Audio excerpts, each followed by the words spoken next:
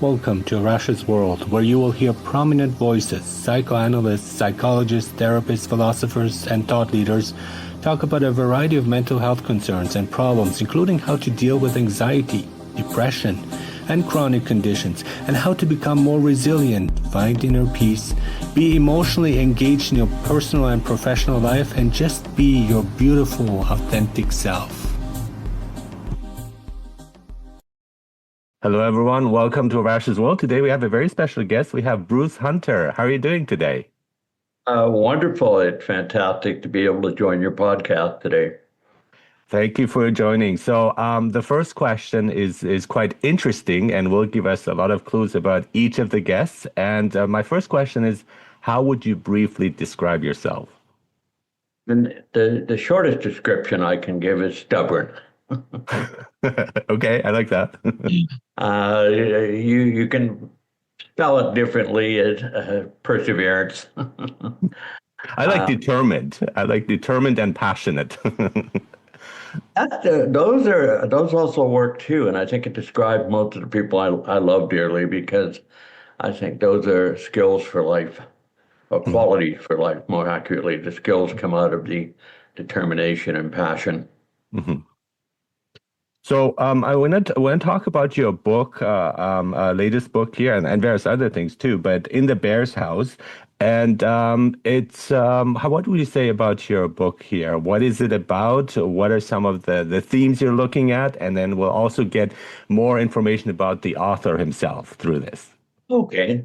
I'm happy to answer any and all of that, and there's no such thing as an awkward question as far as I'm concerned. I was a teacher for many years, and I've been an advocate for people with disabilities of different types for many years. And one of the things that I have always maintained, which is why I wrote the book, is that we need to talk. Yes. It's long where overdue. I go from there.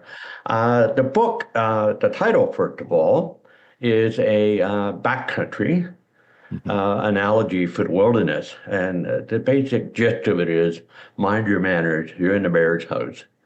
And this is his or her house, not ours. And we share that house. One of the themes that's explored in the book is the difference between First Nations response to the wild, and that includes the wild in us as well as the wilderness, and the spirit of all things, including things that are not living, which sometimes we forget about, have their own energy, and the science is there to support that. Geologists will tell you about rocks and mountains. I was trained as an arborist. I can certainly tell you about trees, and to be quite scientific about it, a lot of that is chemistry and physics. The lift of a tree's sap and the sharing of chemistry, or chemicals rather, nutrients that trees share with other trees.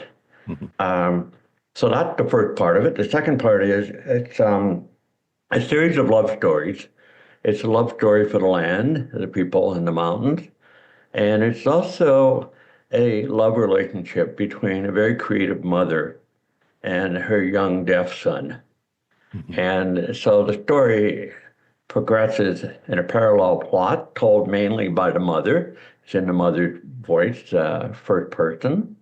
And third person, as one critic said, third person maternal. In other words, this is the mother's wide angle on her young son's life. As often happens with young people with disabilities, they struggle. And in the book, my young character, Trout, nicknamed for the wild by his family, gets into a lot of trouble. And he's not doing well in school because he doesn't have access to sound, even though he's in a regular school system at the time, which is the early 1960s, late 1950s. And it is, in a sense, the sociology of the time. And I did a lot of research to try to understand my parents' generation, which was post-war and post-Korean War, and then the boom that followed after the Second World War. in development across Canada. And also, the parallel plot is when the young boy, the young deaf boy, goes to live in the wilderness. And he's living adjacent to a First Nations group who later has their land flooded. And that's an unfortunately archetypal story around the world for Indigenous and First Nation people. He's very touched by that, by the First Nations, because they include him in everything. And so there's inclusivity about the culture, which he's not experienced up until that time. So he's not treated differently, he's just included. And I won't give away too much of the story, but I've heard a lot from historians and journalists and mothers of children with disabilities about the accuracy. And it is a fictional memoir. And what I mean by that, obviously I'm writing it from a mother's point of view, and I'm not a mother and I'm not a woman. There's that fiction, but there's also the fiction that I wanted it to be typical of what happened in the 50s and 60s, because I wanted to reproduce that time. And very quickly things happen, and then we no longer hear about them. But those very events have led to the events that are happening today. So I have an understanding of the past and present, and I wanted to convey that in the book. It took me almost 8 years to write this. Part of what happened was 3 years in, after doing the research and interviewing the mothers of deaf sons particularly, I realized I'd made a mistake because I was writing in third person. And I realized I needed to tell the story of the mother. And so I started all over again. Oh, no.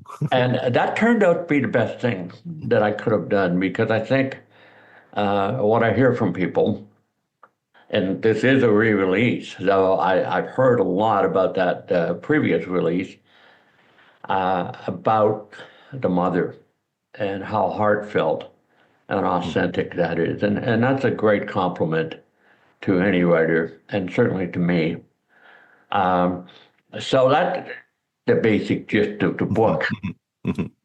There are two themes I'd like to talk about more, and one of them is again the child Trout growing up and the difficulties he faced with society, and I think and again the idea of being invisible or being different and standing out and not being accepted, and these are things that are also universal, but especially in that case of having a disability. And the second thing is again our relationship with nature too, and especially when you look at the Western concept of it, and maybe starting off with that point first, where I think in our Western conception, it's like we either try to control it and say this is mine, I'm going to make it even better and make it take advantage of it, or with the other side, which is like the romantics, where you just like adore it and you just see only an ideal nature and you don't see the dark side, that the sea is not only peaceful, but it can kill you and tornadoes can appear. So what would you say about that and our relationship with nature here, I think? Well, it's if I can go back to what I introduced, which is there's a rift between cultures when it comes to the wilderness, to wildlife, and to nature. Even the concept of nature itself is something, special, something that is kind of detached from us, is abstract. And right. Like people talk about writing about the land, and I will say, well, what about the soil? Yeah. And I went to agricultural school before I went to university, and trained as a landscaper and as an arborist. And when I was in Italy for the first time about 15 years ago, and I've been in love with Italy since the sixth grade, so, and I'm not Italian. And I published primarily in Italy for the last few years. But one of the first things I did was when I went to the vineyard, and I was staying overnight in a little inn overlooking the vineyards in Chianti. is I did what I learned in school and what I learned in my apprenticeship. I went down to the vineyard and I lifted a bit of soil to my lips and I tasted it. Hmm. Then I spit in a clump of soil and it clumped, and that would tell me a lot of different things about the quality of the soil and what would grow there. So what happened the next day was the vintner came and showed up in his massive Mitsubishi four-wheel drive with tractor chains and everything in it, and mud all over the place, and gave me a tour of his lands. And I thought, well, this is really interesting. I don't speak Italian, and I'm deaf, and there are a lot of things that could be barriers to communication, but I do speak the language of soil. Hmm. And I understand irrigation, I understand plants, but I'm also humble because I realize it's always changing and we're always learning. Of course, I went to a new country and I'm learning about the things I thought I already knew. And all of a sudden my eyes were opened up in a whole different way. And interestingly enough, I'm not a wine drinker. Oh no, that's bad. And I was more interested in the vines and the soil and the history. But for me, and I've learned this over the years, both from the elders in my own family, the Scottish great grandmothers and grandfathers and great uncles and so on, that we're not separate from nature. Mhm. And that was also reinforced by the elders, the First Nations, Stoney Nakoda in Alberta that I met, later on Blackfoot and Cree. Their idea of capital N nature is very different. The land is part of their identity, part of their spirituality, part of their essence. And this, I think, comes to a crunch in the novel where my young character, Trout, sees a bear in the garden of the ranger station where he's living, and his great aunt grabs a rifle and goes out to warn the uncle that there's a bear in the berry patch. And because the uncle is deaf, he doesn't hear this. Hmm. He's surprised.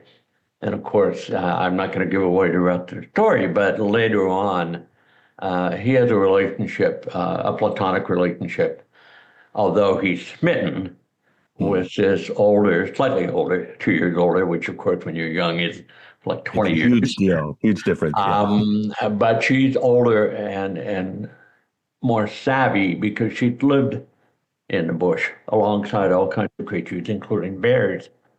And she said, well, my grandfather says, there's a time to walk with the bear and there's a time to hunt the bear.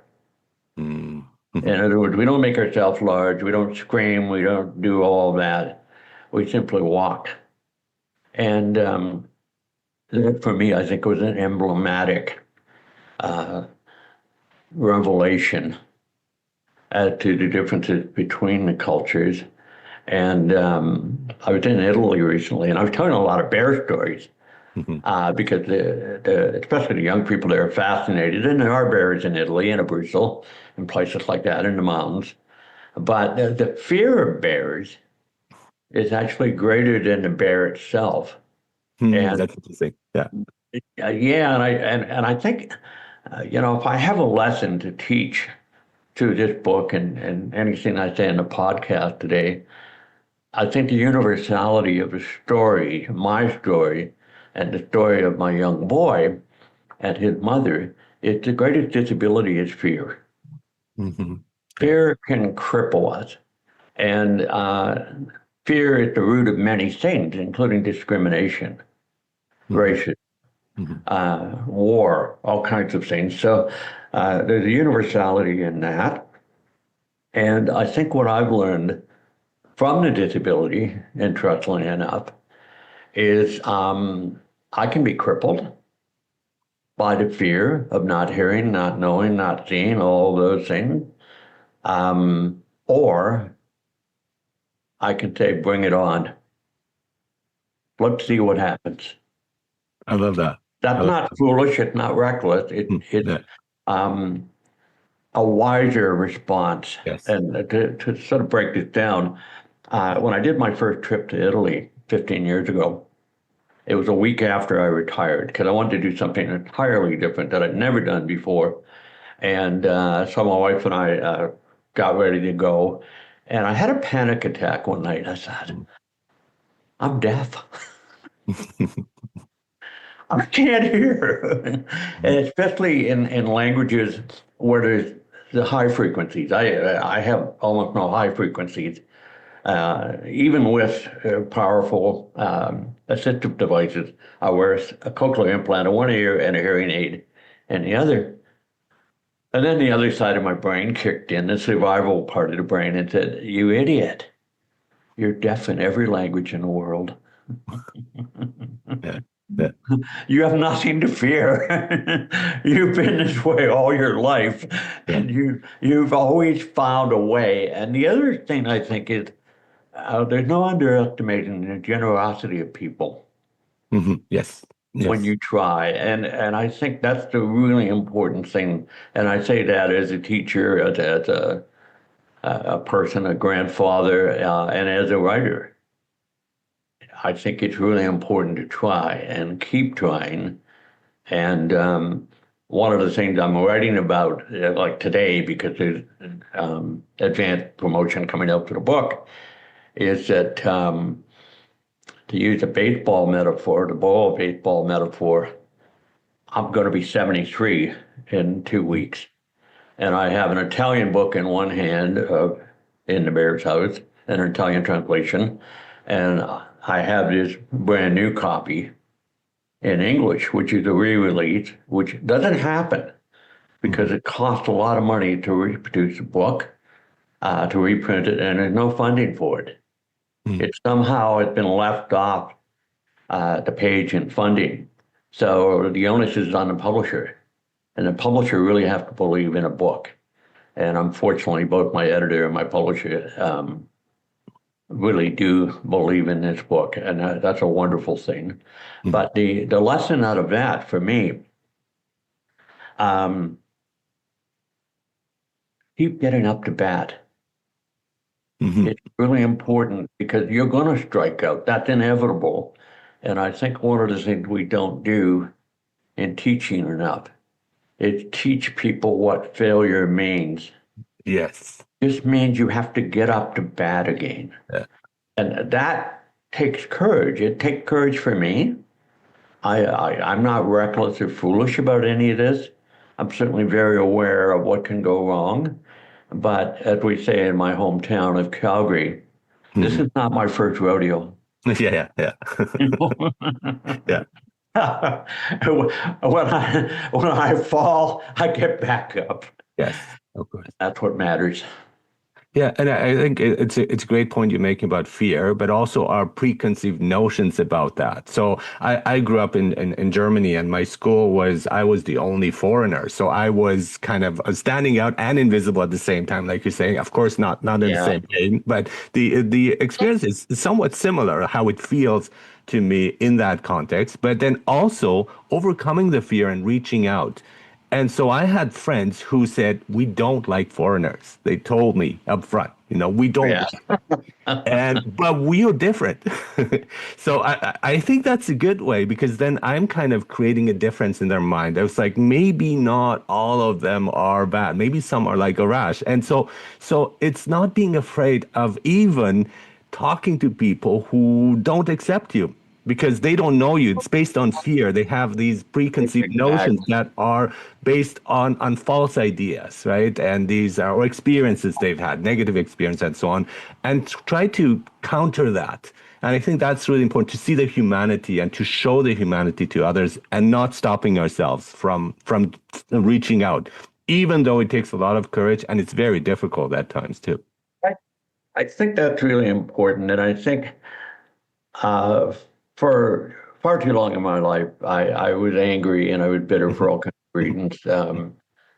Not just a disability, but I think the fact that our home life, especially later on as I was a teenager, was not good.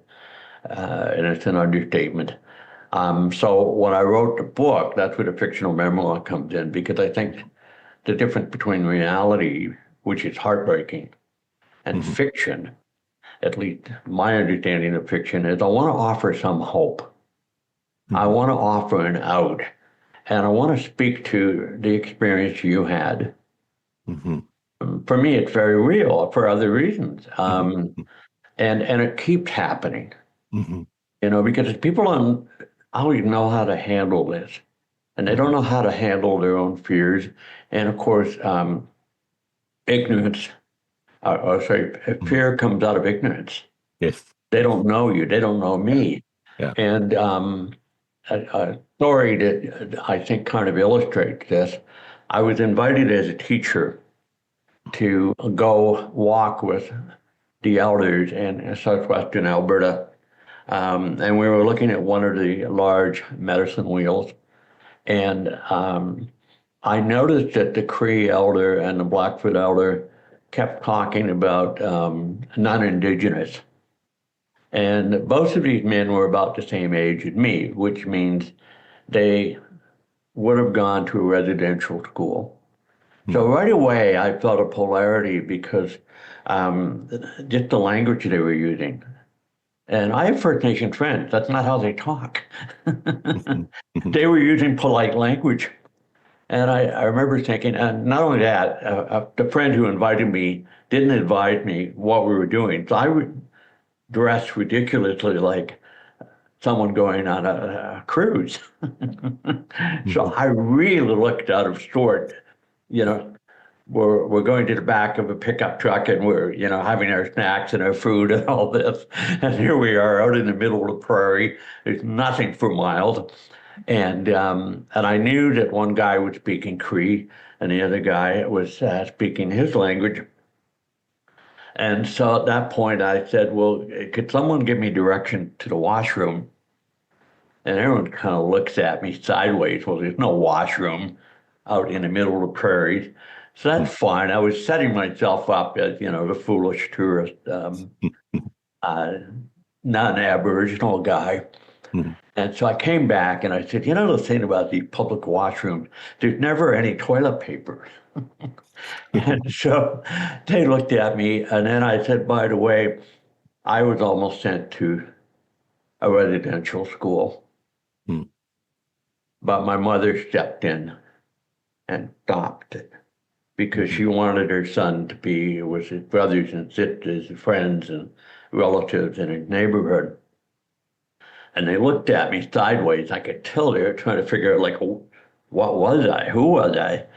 And I said, no. I said, it was the 50s and 60s. Anybody that we didn't know how to deal with, we sent away. And it could be psychiatric, it could be disabilities. They were called boarding schools. They were called training schools. There's different phrases depending on the part of the country and what the specific was. And that is not in any way to take away from the atrocities of residential schools. That's not my point. My point is when you start to understand your own experience, you start to understand the experiences of other people. And that was a large part of the reason I wrote the book. I wanted to understand my parents' experience, and I wanted to understand what in hell was going on in the time. Like, what was the thinking or lack of? And there were very few options at the time because we didn't have the knowledge we have now. And a lot of the things we have learned about ourselves and about different cultures have happened in the last few years, the last 30 years, particularly around disabilities. Yeah. And that's something I think something like literature, like your novel specifically, is taps into that, so we can really get the perspective and get to know what it feels like. And I think we don't have access to it if, again, we don't know people that we engage with. So that is a great entry into that, of understanding things and the issues that happen, because we don't have that information and many people don't. And so that the empathy can, again, literature is wonderful for that. Poetry as well. I think it opens up these worlds to connect with others on a very deep level, and it takes courage to also show that on your side, so you included a lot of your own experiences too in the novel, right? Yeah. Yes and no. And Okay. because it's been so long since I finished it, what happened when you're a writer or an actor or a musician, Hmm. all kinds of things, you internalize it. Hmm. You internalize, for example, research to the point where did it happen? Or did I imagine it? So it's as much a work of imagination because, I Yeah. might start with a little sliver of experience and to, kind of put this in perspective, one of my longtime friends from high school read the novel, and there's some juicy parts. Hopefully not obscene, but they are juicy because it's portraying, teenage life, high school Yeah. life, you're exploring and all that.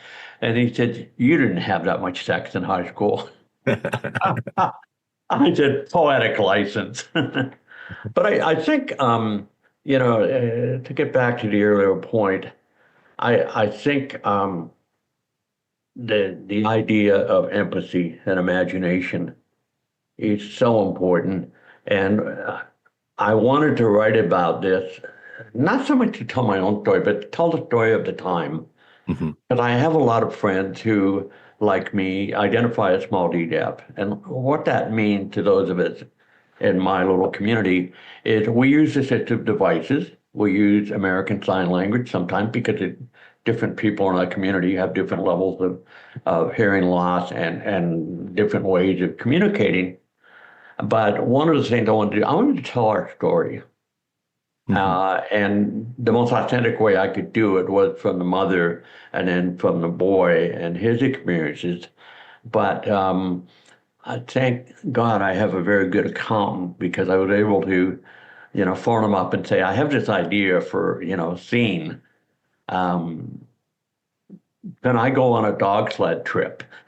And he said, if it's research, yes. And I said, wonderful. I'm going dog sledding. So I've never been dog sledding and until that point in my life. And I think I was about 50 at that point. And well, you heard what my friend said about high school. So I'll just leave it at that. Yeah, and then no, that's part of your research there too, right? For the book too, the dog sledding, or Well, using that experience. the thing research, I taught sociology for a long time, and Mm. part of what you do in sociology is you go out and interview people. So you try to get samples of the population and understand what was going on. Hmm. And so I had a lot of fun talking to the mothers, to audiologists, hearing aid dispensers, and so on. And one very funny Hmm. theme rather, that came up, and it sounds silly, but if you understand what's going on, it gives you an idea of what someone with hearing loss or who is deaf experiences. But after a while, one of the first questions I would ask the mother of a young deaf child, does your son fart? And they would start laughing and go, oh my God, does he fart? And of course, I realized it, and this is, my own experience, but I wanted to see, like, how far across does this reach? Hmm. And when you think about it from the point of view of someone who can't hear, when you fart, especially publicly, you get a reaction. Hmm. On one level, it's communication. Then the ultimate sensory experience maybe a little gross, but it works, and it also evokes laughter. Yeah. And I never really wanted to write about this until I learned, and I was giving a speech for Centennial College's awards banquet for teachers. And when I realized I could make people laugh with this material, then I think I was ready to write more. And when I did the research, I was looking for a template, to be honest. I was looking for a model that could help me, construct this world, because it ultimately what the novel tried to do, is to construct a world in which people who are not like me, and not like a lot of others, can move into that world and experience the world. So at the time, and this would have been about 1998, I think, and the web was in its infancy and so on. And I watched over the next 5 years, like how stuff came online that wasn't there before. Mm-hmm. Um, Especially in the First Nations community, a lot of the history up until fairly recently had been oral. So stuff was starting to come online, and but I couldn't find a novel about deafness by a deaf author. Oh, okay. And I thought, this is really interesting. And I was a literature teacher for a long time, and I thought, now I know not a lot of stuff is online, so I'm allowing for that. But I thought, this is really interesting. I found a lot of self-help books, memoirs, of course, Helen Keller, all that, but that's not a novel. Mm-hmm. And I wanted to write something that was interpretive, that was fictional. And as I said, and more on the sociological side as well as the personal side. And I did not want it to be a pity party or a victim story. I wanted it to be a strong characters, many of them in the book, who faces challenge and fails miserably at times, but comes out of that experience and starts to realize that there are things he can do, things he can make, things he can create. So in one sense, it's a love story for the people in the landscape, but in another sense, it's a lyric to creativity and imagination. Mm-hmm. Yeah, I just brought back an experience I had. I had a professor at university who was blind, and so the whole class atmosphere was different because I would raise my hand and people would tell me, "Yeah, well, she can't see you." Right? So it was like very different because then you have to adjust to different circumstances. But then you notice that she was excellent recognizing our voices. She immediately knew who was speaking. Right. And so it's also that the situation is different. But there are other things that kind of make up for the loss that one has. I think the body is amazing in that sense. And also another example I heard about this guy who went to a deaf school with children, and his wife was teaching them, and then she stepped out. And then suddenly he said he felt disabled because he could not communicate with them. So it's sometimes also the context. It's like you find yourself in a different situation. Well, how do I communicate now, right? And it's our perspective of one side, but what about the other side? And I think again we have to look at the whole picture of both sides and the experiences that people have that are different, and to adjust to that. I mean, in my case, I stopped raising my hand, just blurted out, I have a question. Well, and I think that is so important, and I'm a real science follower. Mhm. My early training was in botany and things like that, and later on I went on and studied in the humanities and arts and so on. But it's really interesting to read the research, the Mhm. neuroscience of disabilities, Yes. because what actually happened to the brain when you have a disability over a long period of time, or even a short period of time, is that the brain rewires. Mhm. Yes. So in other words, we used to call it compensation, Yeah. but it's really a rewiring of the brain. And the most recent example for me was learning to use the cochlear implant, because it does not amplify. What it does is it picks up the raw data of sound, transmits it directly to the cochlea. Mhm. But what it looks like if you were to take computer code and throw it all up in the air, that's really what it is. So the brain has to translate that into words. And when you first listen to it, it sounds like gibberish. Mhm. And it's high pitched because your brain had, at least my brain hadn't heard that since I was 18 months old. So, and that adaptation takes about, depending on the person and all the circumstances, 3 months to a year or 2 years. So the last few years, I have been adapting to this new way of hearing in one ear, and then in the other ear, the amplification of the hearing aid. But the science on it is really interesting because the brains of children, this is according to Oliver Sacks' voice, Seeing Voices, Okay. Yeah. which was a dramatic book for me. Okay. And when I read it for the first time, and I was reading about all the young deaf people coming from all over the United States on buses to join in a protest at the Deaf University in Washington, D.C., there was a silent protest because they're using sign language. Oh my goodness. I wept when I read that because I thought, well, first of all, this is beautiful. Second of all, I have no community.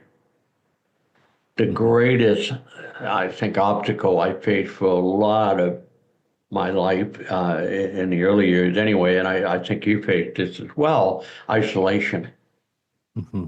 And what do we need to do to break out of the isolation? And that was around the time I decided, well, if I can't find any books by novels, rather, or poetry by deaf writers, then I'm going to write that book. There you go. Yeah. That, and my own research, talking to deaf and hard of hearing people all over different circumstances, is that you would think we want to hear, and that that's up to the individual, of course, but the greater impulse seemed to be we want to be heard. And your experience with the blind professor, if you put up your hand, you're not heard. Yes. If you speak, you are heard. And that neuroscience and how he has recognized every voice, it's very different from the average person. And if I can generalize about hearing people, is hearing people assume because they hear, they're listening. Because I can't hear, I've had to work really hard at listening, and it's exhausting. Because I'm doing several things at once. I'm translating, I'm retranslating, I'm making sure that, okay, does that make sense in terms of the context, which for me can be very difficult. Like, for example, in a class or a meeting, I always made sure I was sitting very close to the professor or the chair of the meeting or whatever, but I couldn't hear the people at the other end. So, I'm listening hard, I'm working hard, but I'm not getting all the information. So my brain is always working overtime to fill that in. That was good practice for being a writer. Okay. Yeah. It really, I think in some ways I had no choice. and I became a speed reader by the time I was 8 or 9 years old, because that was my primary means of receiving information. And I have a terrible auditory memory. You tell me something, I forgot it 5 seconds later. I read it, I can't forget it. I'm very similar that way. Yeah. Yeah. More visual. And so there's the movie The Color of Paradise, the Iranian film about this blind boy, and how he is interacting with nature and imagining things. He's touching everything, and it's like a very different view of it, like a more intimate, I would say, too. And going back to like also listening, I think we're actually pretty awful at listening, because most of the time we take it for granted. We focus on other stuff, again, visual cues, or we make up our own stories. But actually listening to the other person, I think that's really an art form that we're not really good at, and to begin with, for those who can hear. I probably in most of the classes I taught, I always had a module on listening, and I would do a listening assessment with the students, an objective listening assessment, self-assessment for them, and then I would teach the different aspects, and the one really important one is eye contact. Yes. And the other is making sure that the voice, and you do this very well, by the way, this is my compliment. Okay. You've not turned away from the camera once, and I have, and you've not dropped your voice Mm. from the microphone.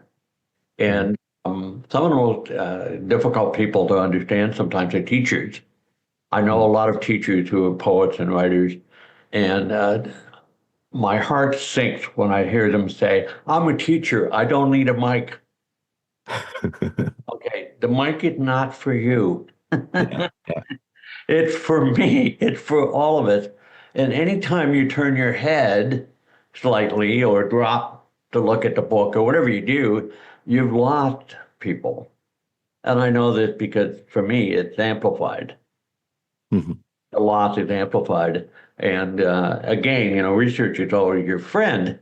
What the studies show is by standing closer to somebody, you have actually raised your voice 10 decibels, as much as 10 decibels.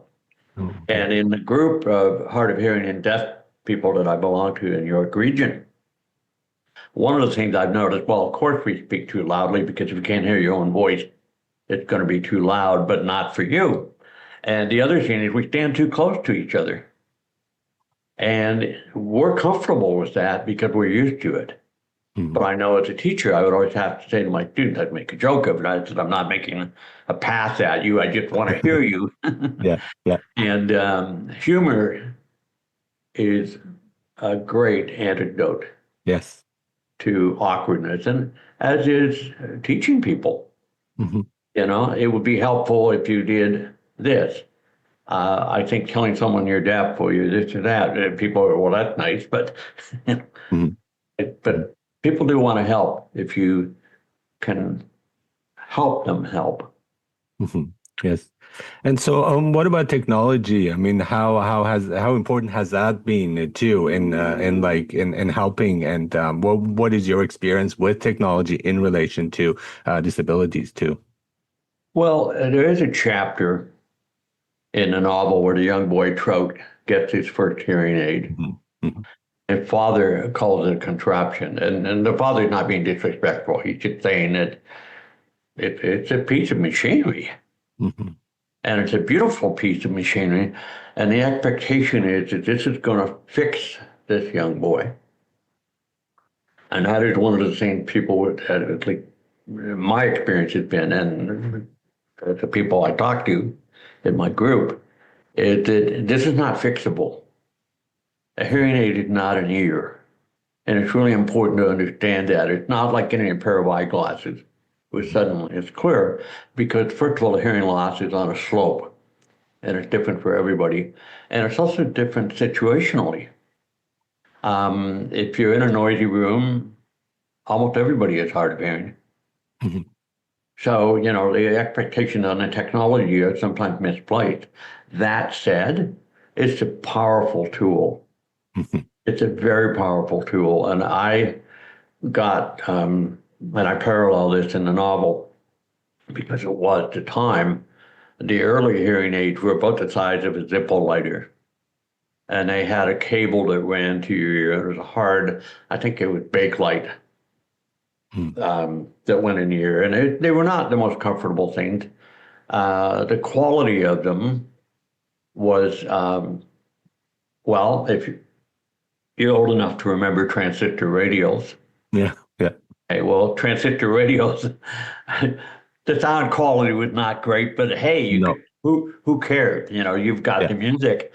And that's how I've looked at it. It's how can I use this tool? And I Hmm. grew up in a blue collar family, and my father was very adroit with all kinds of tools outside of his trade, and had a natural instinct for that. And I learned from that. I didn't have the natural instinct, but I learned. And Hmm. a lot of these skills can be learned. So learning how to use the technology is a really important part. And one of my editors said one time, it's really interesting to follow the journey of Trout as he goes through school and he gets better hearing aids because he has more access to sound. And of course, one of the problems for someone like me in school or in a meeting and so on, I don't have access in the same way that you might have. Hmm. And I don't hold that against you. I'm not like that. That's not how I think. Sure. But it means I'm struggling Hmm. just to keep up. Hmm. And survival is really not the way anyone wants to live. And I've always pushed beyond survival. And I try to teach my students that. Let's work on, we'll get the survival stuff down, and then we'll get on to flourishing. And once you're flourishing, you're going to have fun. Yes. And I Yeah. approach most things in life that way, is that let's have fun. Yeah, I thought absolutely. about what we were going to do this morning. I brought the bottle of Prosecco up, and I brought the books up, and I thought, let's have a party. That's right. That's right. Good for you. And I was watching the movie Sound of Metal, I think it's called, about this person who goes deaf again because he's playing like heavy metal and so the effects it has. But I found the whole like progress too, the progression of like first like rebelling and being angry when he's is in that deaf community and so on. Then he starts using technology and he doesn't like it. And he's like extremely like, no, this is terrible. And then he goes back to that deaf community. So it's like the whole like progress. It's like, yes, now I accept my condition and I will deal with this and I will connect with people who will get me.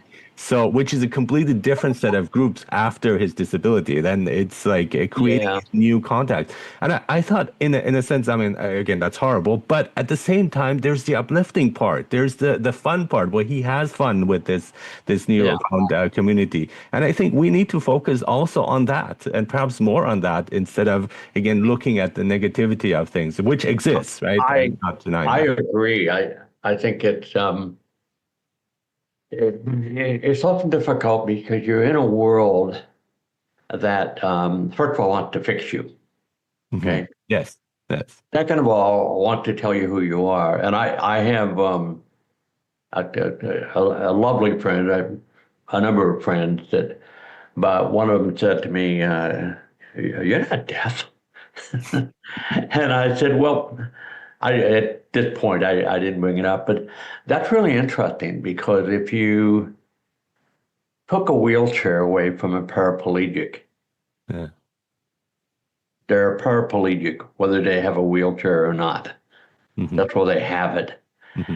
And you're hearing me right now in ideal circumstances, and I don't appear to be having trouble, although I did miss part of one question, and I think I answered it, but I'm not sure, and that's always the uncertainty.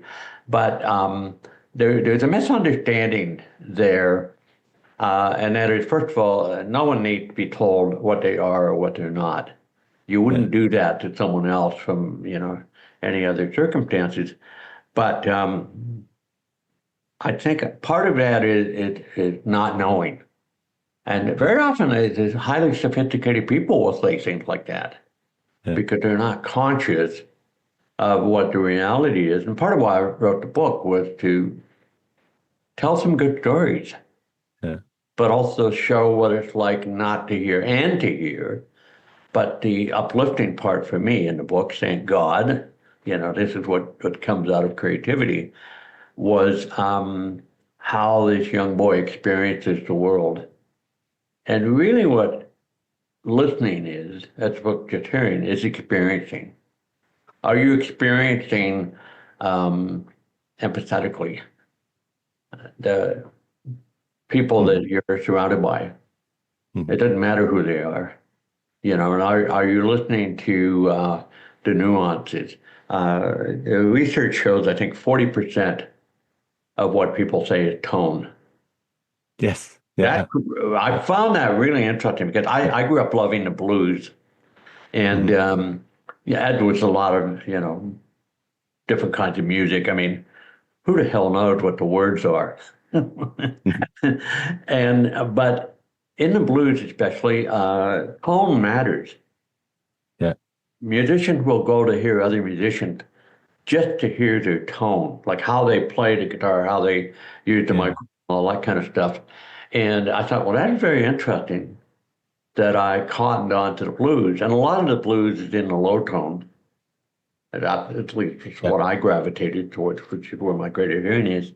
But in the book and in my own life, I've always tried to move towards not just positivity, because I think positivity is kind of a low bar.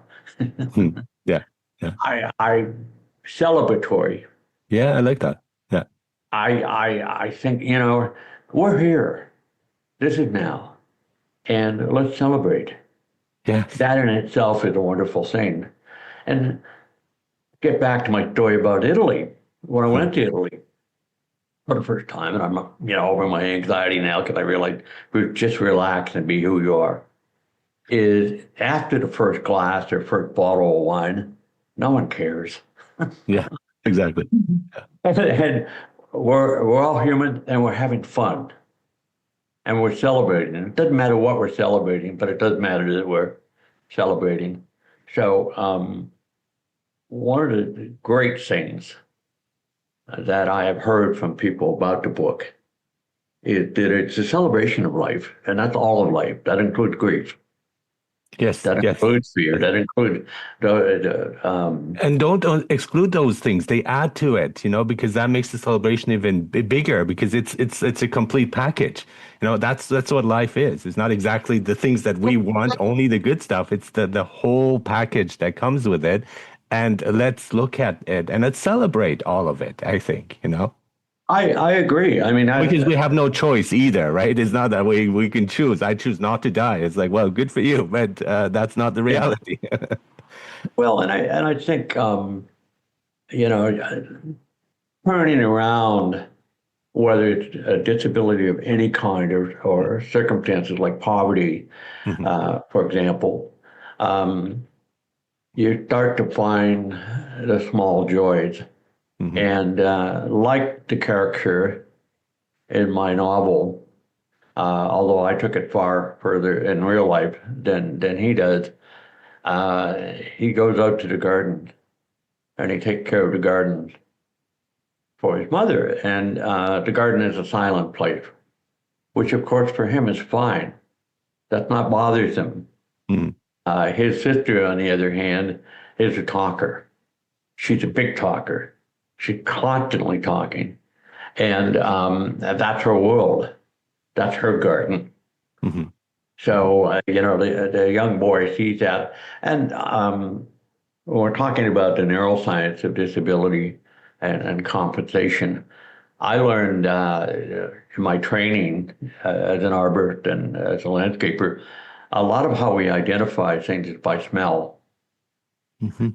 For example, when I'm in the garden, I'm constantly, crushing something because I love that sense of the Mhm. smell of whatever it is, whether it's basil or rosemary or what have you. And then, of course, pine and fir, all of those different trees, maples.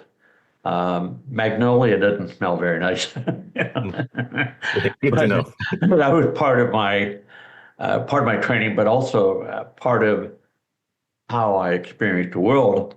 And on a lighter note, uh, my wife and I go to the mall, and I'm a coffee fanatic. I have to have my coffee. Same And here. Yeah. sorry, Tim Horton, it's not coffee. Mhm. It's what is this friend of mine, as a poet said, it's liquid cigarettes. Yikes. But anyway, I'm in the mall. And I follow my nose. I can find a coffee place Mhm. that way. And coffee is a very strong smell anyway, but um, that's one of the compensations that come out of not hearing, and Mhm. also the speed reading and Mhm. retention of reading things. Mhm. Wonderful. Thank you so much for such a wonderful discussion. My ignorance shows through too, because when I was told, okay, I have a deaf guest, I was like, well, how are we going to do the podcast? And so there's also my lack of understanding there. But thank you so much for being on Arash's World, for talking about your experiences. I have you as an editor, speaker, author, mentor, and many things more. Arborist as well. I think that's really fascinating too. Show And you a picture of the book before we. oh yeah, for sure. And to remind everyone, the book is In the Bear's House, and yeah, Yes. yeah, maybe more to the. There we go. Yeah, and Handsome Bruce group Hunter. Yeah, where you in can the see it. back. And it's quite it's also translated in Italian. I mean, you have a big following in Italy as well. I just came back from a tour of 4 cities in Italy, Hmm. and this is a testament, I think, to what I try to do. The book really speaks to people in Italy. I think especially young people because I'm writing about taboo subjects, whether it's homosexuality or different identities in all kinds of ways, and disability.